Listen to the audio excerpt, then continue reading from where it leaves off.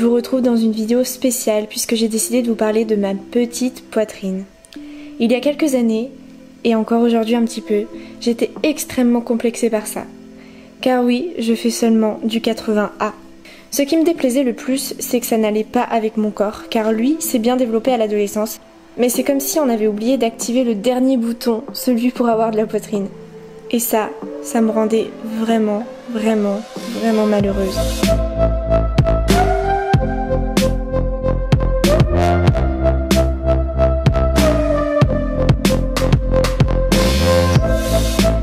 J'ai eu mes règles en CM2. Suite à ça, tout est arrivé. Mon visage s'est affiné, mes hanches se sont développées, mes cuisses aussi, et un tout petit peu ma poitrine.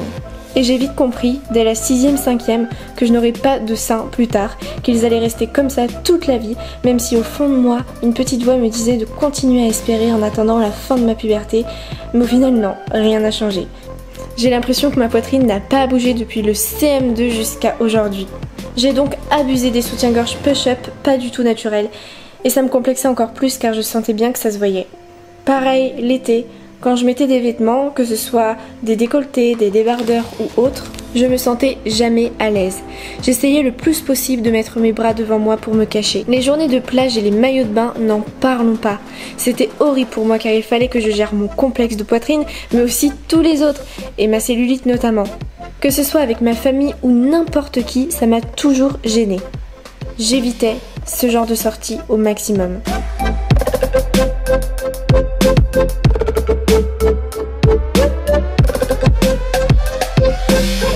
Tout ça m'a amené à penser à la chirurgie esthétique. J'étais décidée à mettre de côté pour me payer une augmentation mammaire. Je m'étais vraiment renseignée sur tout, j'étais à 99% prête. J'avais juste un soupçon de peur de ne pas me réveiller après l'opération, c'est tout. J'ai gardé ça pour moi jusqu'à ce que je sois prête à assumer mon choix. Puis j'en ai parlé à mon entourage et à des personnes qui avaient eu recours à cette opération. Toutes m'en ont dissuadée. L'un de leurs arguments était que ça allait faire vulgaire sur moi au vu de mon corps. J'avoue que je n'avais pas pensé à ça. Après, c'est vrai que je n'aurais pas fait quelque chose d'énorme, mais ça m'a fait réfléchir.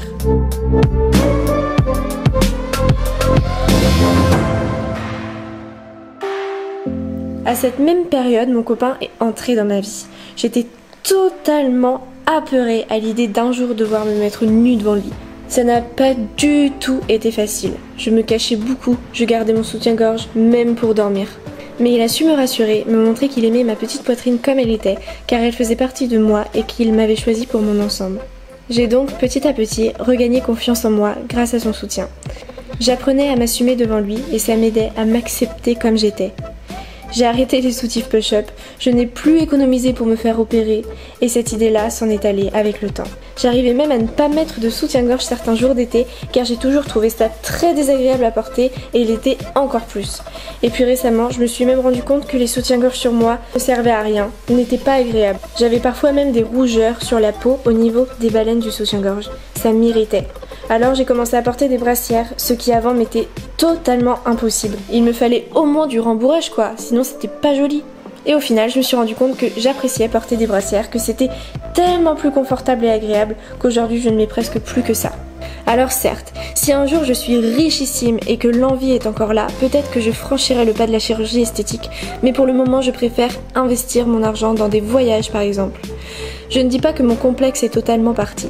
Il y a encore beaucoup de moments où je trouve ça horrible dans le miroir, où je ne veux pas que mon copain me voie me changer, ou que je suis totalement stressée à l'idée d'être en maillot de bain sur la plage. Mais globalement, je l'ai accepté et ça ne me pourrit plus la vie. Enfin! Sachez que ça a été un long chemin et qu'il n'est toujours pas terminé pour moi. Mais petit à petit, j'ai évolué et je me suis acceptée. C'est déjà énorme. Et puis les petits seins, qu'on se le dise, c'est quand même super cool. Pas de problème de dos, pas de douleur quand tu fais du sport, tu peux dormir sur le ventre, tu peux porter des maxi décolletés, ça ne fera jamais vulgaire. Quand on te parle, on te regarde dans les yeux, t'es pas obligé de mettre des soutifs et t'es pas obligé d'en acheter, donc t'économises. En plus, pendant et après une grossesse, tu as de beaux seins. Voilà, ils ne tomberont pas en vieillissant. Ça te donne aussi une bonne posture. Ça rajeunit. Et la dernière chose que je voulais vous dire, qui est très importante, c'est que le cancer se détecte plus facilement sur une petite poitrine. Et oui. Et puis de toute façon, quand on y pense réellement, à quoi ça sert d'avoir des gros seins? Si vous vous reconnaissez dans mon histoire, si vous-même vous êtes mal dans votre peau à cause de ça, mon premier conseil c'est de comprendre pourquoi. Est-ce que comme moi c'est parce que votre corps ne vous paraît pas homogène, vous paraît bizarre ou disgracieux? Ou alors est-ce que c'est les réseaux sociaux qui vous ont inconsciemment créé ce complexe? Ou encore la mode des gros seins, la volonté de vouloir plaire aux garçons, les moqueries des autres, les dires de vos soi-disant copines, le fait de vouloir être comme les autres, rentrer dans des cases, bref, identifiez la source du problème. Si je viens de la citer, alors ne faites pas de chirurgie, car ça serait l'affaire pour les autres et vous n'avez pas à changer pour qui que ce soit. Vous pourriez vraiment le regretter. Je pense aussi que ça passera en grandissant. C'est pour ça que mon deuxième conseil, c'est de prendre le temps. Le temps de réfléchir, le temps de grandir, de changer, le temps de s'accepter, etc. Et enfin, mon troisième et dernier conseil, c'est d'apprendre à vous aimer. Regardez-vous dans le miroir et complimentez-vous. Entourez-vous des bonnes personnes, elles vous aideront dans cette dernière démarche.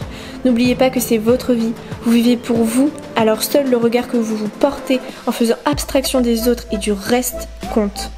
On est toutes belles, un physique c'est subjectif et ça évolue. D'autant plus si toi qui me regardes, tu es jeune, ne te préoccupe pas de ça. Vis ta vie sans ce genre de soucis débiles.